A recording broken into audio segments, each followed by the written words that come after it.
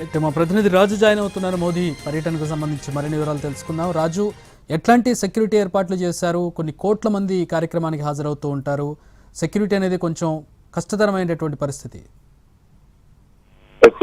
నిజంగా చక్రి, ఎందుకంటే ఇప్పుడు ప్రయాగ్రాజ్ లో కోట్లాది మంది భక్తులు అక్కడికి చేరుకుంటున్నటువంటి పరిస్థితి కనిపిస్తుంది. ముఖ్యంగా ఏదైతే ఇప్పటి వరకు ఉన్నటువంటి భక్తులను ఎక్కడికక్కడ స్ట్రీమ్ లైట్ చేసేందుకు ప్రత్యేకంగా సెక్టార్లను ఏర్పాటు చేశారు. ఆ సెక్టార్లలో జనాలందరినీ కూడా మళ్ళీ అంటే గతంలో జరిగినటువంటి ఘటనలు ఏవి కూడా జరగకుండా కొన్ని జాగ్రత్తలు తీసుకున్నారు.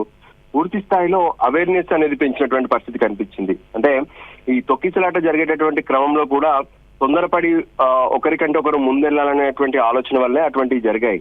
సో అందుకోసమే ఈసారి అటువంటివి ఏవీ జరగకుండా ప్రధానమంత్రి నరేంద్ర మోడీ స్వయంగా ప్రయాగ్రాజ్ కు వచ్చినప్పటికీ కూడా భక్తుల సంబంధించి ఎటువంటి ఒత్తిడి కానీ ఆందోళనలు కానీ టెన్షన్ కానీ లేకుండానే ముందే వాళ్ళందరికీ అవేర్నెస్ కల్పించారు.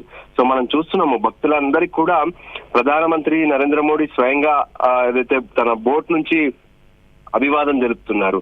సో భక్తులందరూ కూడా ఎంతో ఆదరణగా అటు నరేంద్ర మోడీ తమకు ఇక్కడికి వచ్చి అభివాదం తెలపడం, స్వయంగా మేము ప్రయాగ్రాజ్ లో ఒకవైపు పుణ్యస్నానాల కోసం రావడమే కాకుండా అదే సమయంలో ప్రధానమంత్రి దర్శనం కూడా తమకు కలిగిందనే ఒక సంతోషంతో భక్తులందరూ కనిపిస్తున్నారు. ఇక మరోవైపు రెగ్యులర్ గా ఏ విధంగానైతే ప్రధానమంత్రి ప్రోటోకాల్ కు సంబంధించినటువంటి సెక్యూరిటీ చర్యలు ఉంటాయో దాంట్లో భాగంగా ఎన్ఎస్జీలతో పాటు స్నైపర్లు, మరోపక్క స్పెషల్ గా పారామిలిటరీ దళాలు వీళ్ళందరూ కూడా ఇప్పటికే భారీగా మోహరించున్నారు.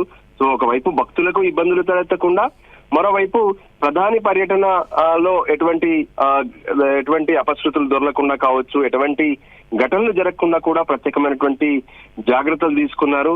సో మొత్తానికి ప్రస్తుతం భారతదేశంలో అంటే ప్రపంచంలో ఉన్నటువంటి వివిధ దేశాల నుంచి సైతం మహాకుంభమేళాకు వచ్చి పవిత్ర స్నానాలు, పుణ్య స్నానాలను ఆచరించి వెళ్తున్నారు. సో ఈ క్రమంలో స్వయంగా ప్రధానమంత్రి నరేంద్ర మోడీ అక్కడికి వెళ్లి కొద్దిసేపటి క్రితం ఏ విధంగా అయితే గంగా మాతకు ప్రత్యేకంగా పూజలు కూడా చేశారు, హారతినిచ్చారు.